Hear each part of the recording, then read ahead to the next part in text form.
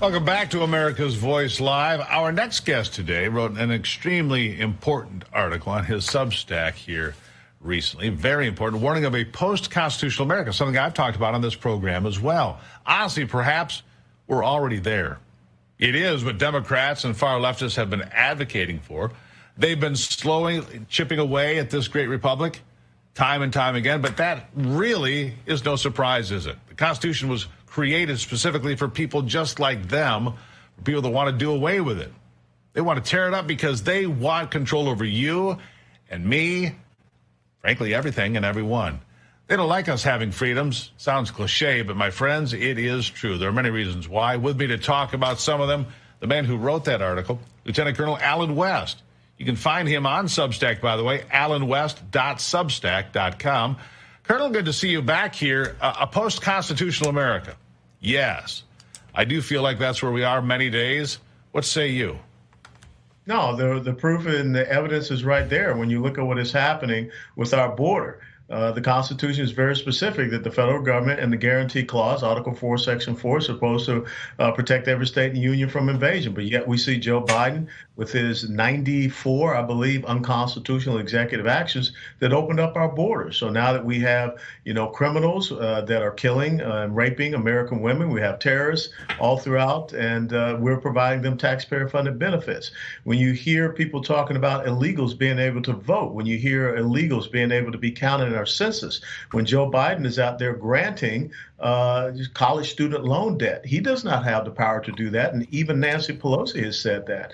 So I just articulated that when you go to Article 1, Section 8 of the Constitution, it lists those 18 specific duties that are assigned, enumerated to the federal government. And of course, the 10th Amendment says all of those things that are not specifically designated to the federal government are reserved to the states and to the people.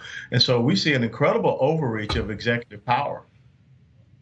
I've often asked this, and I don't know, maybe it's rhetorical, but how many, Alan, the 12-year-old in Houston, murdered because she made the mistake of going to a 7-Eleven, the 13-year-old raped in the middle of the day in New York City, and then, of course, there's Laken Riley and all these others that have been murdered and maimed and killed. Drunk drivers here in Michigan. A drunk driver here in Michigan killed a mother and her daughter here a week back. And this is one example after another. How many before everybody goes, what are we doing? I see Democrats and people going, hey, we got to knock this off. They've seen enough. When will America have seen enough? Well, I think that America must come out and say that we've seen enough on November the 5th of 2024. And you forgot to mention the mother of 5 from Maryland who was, raped and then killed by an illegal immigrant. And we haven't even talked about the hundreds of thousands of Americans who have lost their lives because of fentanyl. And that has really seen an increase since Biden's open border policies. So all of these things are happening because of one person. And, you want to talk about a high crime and misdemeanor. You want to talk about an impeachable offense, someone who is supposed to uphold the laws of our nation, who is failing in that oath that he took to become the president. No, this is leaning toward a post-constitutional America. And if we endeavor to be in a Pavlovian experiment where we reward that bad behavior with another 4 years of being in the Oval Office, then we are truly going to be in a post-constitutional America. Let me ask you, so I want to shift gears a little bit because I think you're right. When you have a White House and an administration that said, you know what, we're going to forgive student loans, but the Supreme Court says you can't do that. Yeah, we don't care about that. We're going to do it anyway. That is post-constitutional. That would be a constitutional crisis in normal times, right? And are those things going to come up? Big day Thursday for a couple of reasons. First of all, it's the last day that I expect Supreme Court decisions to drop for the session. I could be wrong, but one of those that could drop would be the Chevron decision, taking away all of this regulation power from the EPA, the FEC, the FCC, and all of these different agencies, right? And that would be a big topic for a debate on Thursday. What do you think is going to happen in that debate? I'm expecting Joe Biden to perform fine. He's done it before. Others are expecting less. I don't know that it moves the needle, but I think that it's an opportunity for America to see something. What do you expect? Well, just to dovetail off of what you're saying is part of this post-constitutional America is that we're not governed. We're being ruled by edicts, orders, mandates, decrees, and regulations from government agencies, unelected bureaucrats. So we shouldn't have that. And I think that one of the things we have to be careful of is lowering the bar so low that basically all Joe Biden has to do is stand there for 90 minutes and breathe.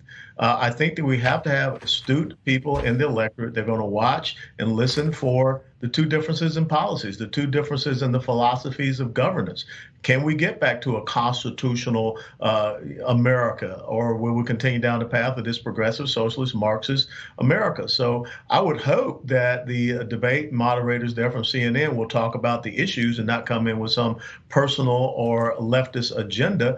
And I believe that the most important thing that Donald Trump should do is watch some of the old debates of Ronald Reagan against Jimmy Carter and Walter Mondale so that he can see how you can be very precise, very accurate, a little bit of levity, but you got to keep talking about the issues.